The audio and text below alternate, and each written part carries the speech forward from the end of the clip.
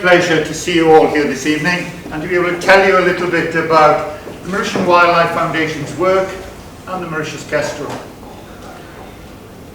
I find it quite emotional to be here and see so many people who are interested in conservation, but also it's lovely to see Chaya here, who was our first Kestrel volunteer, and I haven't seen her for several years, so that makes me feel very good.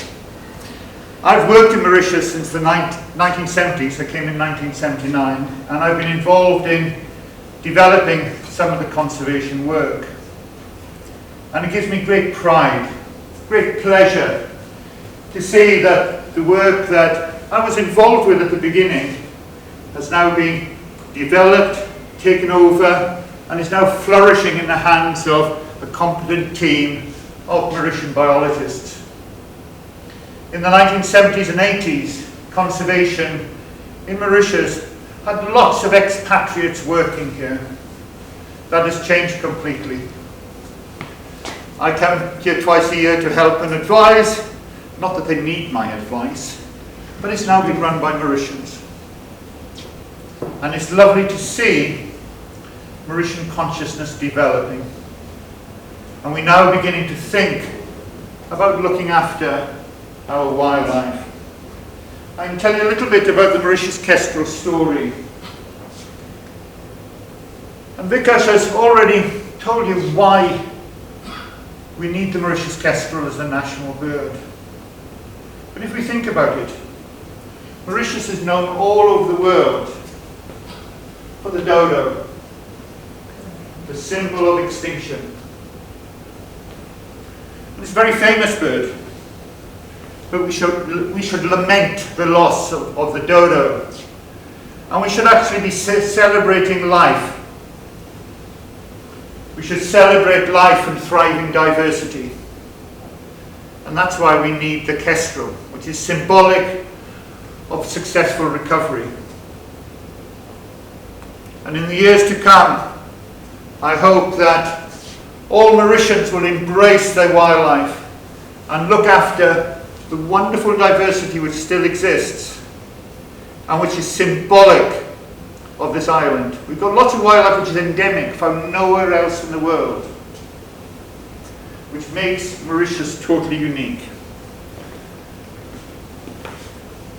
This is the first illustration that was ever done of Mauritius. It was done in 1602, and it shows the first settlement on the east coast of the island. And it's quite interesting because, yes, they're setting up a settlement, but they're also destroying nature. It was the first ever illustration of a dodo walking off the page to extinction. We also have a giant tortoise walking to extinction.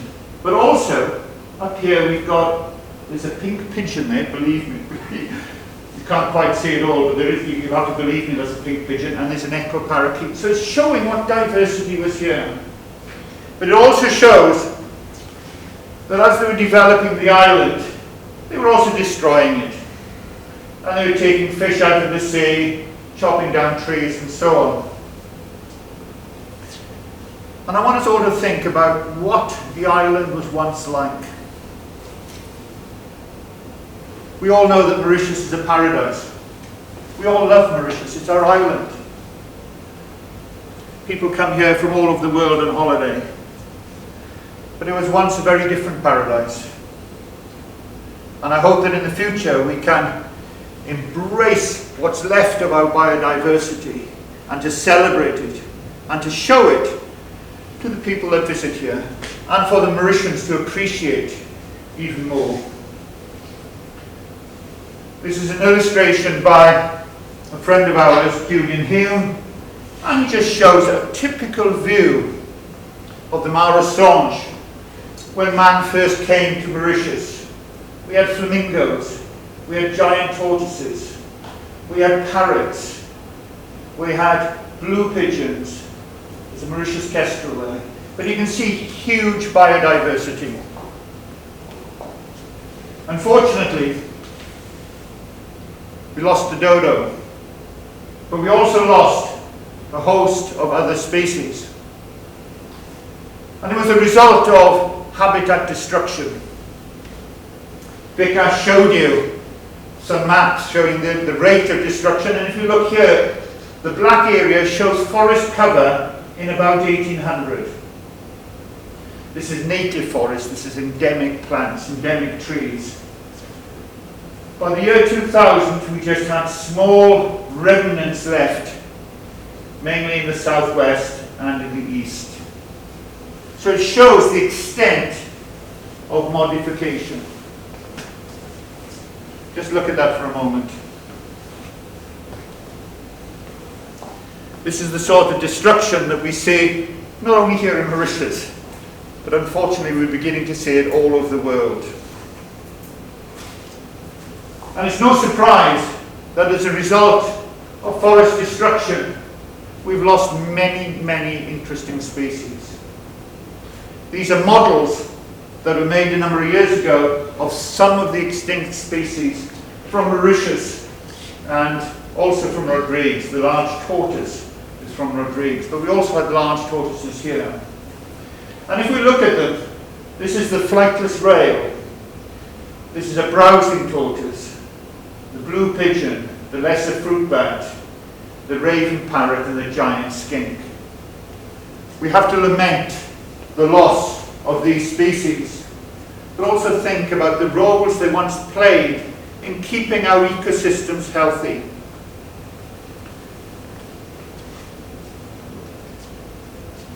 This was a predator of reptiles. This was a browser and a grazer. And the fruit bat and the fruit pigeon would have spread seeds and also acted as pollinators. The large parrot would have spread seeds, and this would have been an omnivore, predator, feeding on all sorts of different things. So we've lost a lot of very important biodiversity. And it's been replaced in part by introduced species. We're all familiar with these. They don't belong in Mauritius, and they cause a lot of damage. And one of the reasons why the Mauritius kestrel and many of our other birds are so rare is because these species eat the eggs, kill the young, or kill the adults of many of our birds.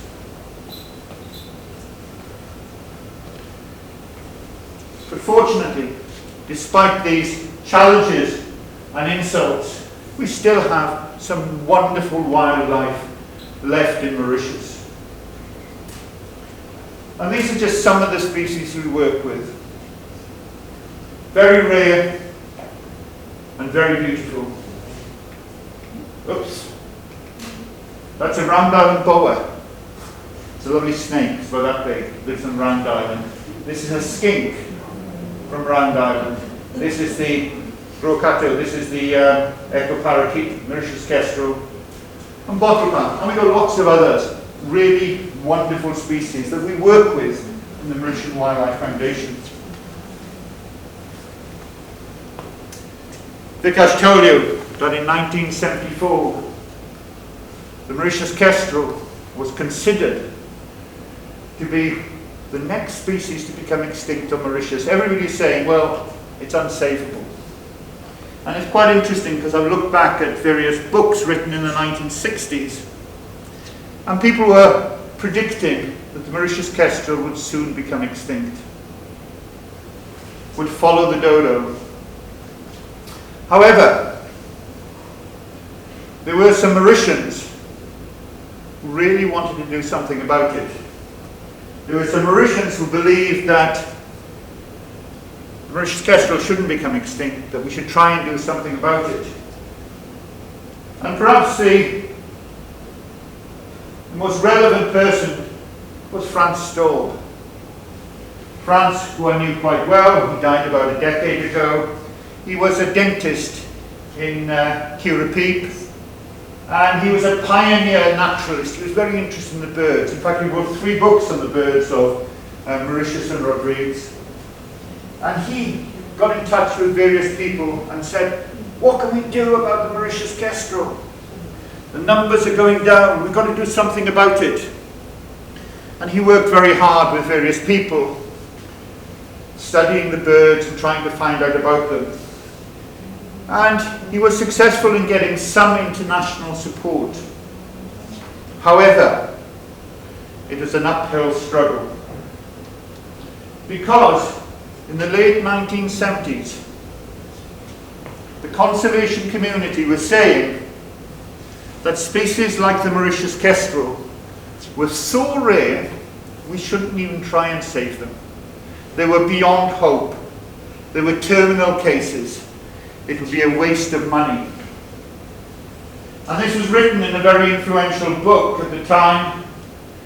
And it says we might abandon the Mauritius kestrel to its all but inevitable fate and utilise the funds to proffer stronger support for any of the hundreds of threatened bird species that are more likely to survive. They were saying, no, we're not going to try and save the Mauritius kestrel. It's too rare. And in 1979, when I came to Mauritius, my bosses were telling me that. And they were saying, look, Carl, we've put a lot of money into trying to save the Mauritius kestrel. We don't think we can save it. Pull out gracefully, and we'll hand it over to the Mauritians, who should be looking after it. But what they didn't say was, at the time, there wasn't the expertise or the resources here to save the Mauritius kestrel. So international organisations were pulling out of Mauritius. Anyway, I came to Mauritius to close the project down. And I remember, the first month I was here, I thought, this is nuts. This is a wonderful country, wonderful birds, and we can save them. And I was fortunate that I was able to get some support from some real champions. This is Professor Tom Cade, who was then working in Cornell University in the United States. And this is Gerald Durrell, the writer and naturalist, who was to become my boss later on. And these two people said, yeah, I think we can save the Mauritius kestrel. And I actually went to America and met Tom Cade, and I spoke to Gerald Durrell, and both of them said, we will try and find some resources.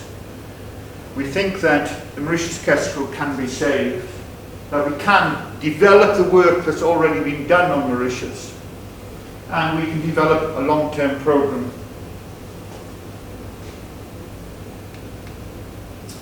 And I was very fortunate that when I came to Mauritius in 1979, there were two people in government who I worked very closely with, and who were very close and dear colleagues, who actually drove the work and helped provide the resources. It was Wahab Owadali, who was Conservator of Forests, and I worked very closely with him for a number of years. And there was Yusuf Mangru, who was my government counterpart for many years and went on to become the first director of the National Park. And so it became an international effort. International organisations that I was able to raise some money with, the government of Mauritius, and then later on, the Mauritian Wildlife Foundation. And when I first came to Mauritius, although we knew a little bit about the Mauritius kestrel, there was still a lot about its biology that we didn't know. And I spent my first year in Mauritius wandering around in the Black River Gorges, trying to find the Mauritius kestrels and to study them. And we soon found that they live deep in the gorges, nested in the cliffs, or in holes in trees, and they fed on these green lizards, on Phelsuma geckos. And slowly we got to know them. And we realized that there was only 1, 2, 3 breeding pairs. They had increased slightly since 1974, but there were still very, very few birds. And so working with Wahab and Yusuf, I said, you know what we need to do? We need to go and find those wild nests and take the eggs from the kestrels, hatch them in an incubator and rear the babies, and then use those babies to try and breed them in captivity. And they all thought it was very risky. But I spoke to Gerald Durrell and Professor Cade in the States, and they said, yes, we think these techniques will work and we'll help you to do that. And so in the early 1980s, we went to the last 2 known pairs of Mauritius kestrels in the Black River Gorges, and I took the eggs and I put them in an incubator and I hatched them. I put them in an incubator, and 30 days later they started to hatch.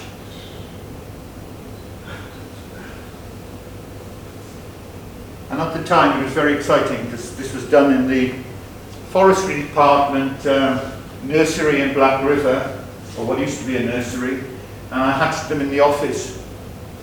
And I was so excited, I made a bed up on the floor and I slept with the eggs for the when they were incubated. And I was there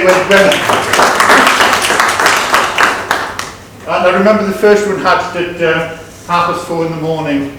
And yeah. Anyway, when the eggs hatched, we had to rear the babies. And in the wild, the mother feeds them on lizards, baby lizards that they chop up. But we didn't have enough lizards, so we fed them on mice that we chopped up. And they did very well. And we learned how to rear the young. And the first lot of young we kept in captivity, and they formed the basis of our captive breeding program. We put them in cages and we looked after them, and over a number of years we learned how to breed them, and we got lots of youngsters. And there's a picture of me as a young man. I always show pictures of me when I'm younger, mainly because I'm vain. But also, just to show that once upon a time I had nice legs.